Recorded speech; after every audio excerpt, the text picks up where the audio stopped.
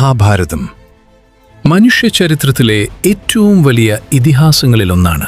ഒരു രാജവംശത്തിന്റെ കഥയായി മനുഷ്യന്റെ ധർമ്മം, അഹങ്കാരം, സ്നേഹം, യുദ്ധം, ത്യാഗം, വിധി എന്നിടത്തിൽ ചോദ്യം ചെയ്യുന്ന മഹത്തായ ഒരു ദാർശനിക കൗരവരും പാണ്ഡവയിലെ വൈവൈര്യം ദിനം പ്രതി വർദ്ധിച്ചു. പാണ്ഡവരിൽ മൂത്തവനായ യുധിഷ്ഠിരൻ ധർമ്മത്തിന്റെ പ്രതീകമായിരുന്നു.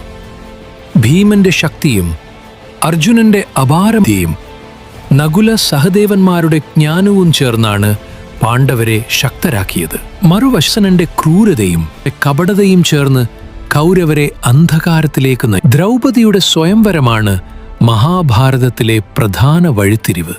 ധാർമ്മിക ചോദ്യമായി നിലനിൽക്കുന്നു. ദ്രൗപദിയെയും അടിമയിൽ ദ്രൗപദീനത്തിന് വിധേയയാക്കാൻ ശ്രമിച്ചപ്പോൾ അടക്കം കുറിച്ചു. 8 ദിവസത്തെ യുദ്ധത്തിൽ ഭീഷ്മനും ദ്രോണനും കർണനും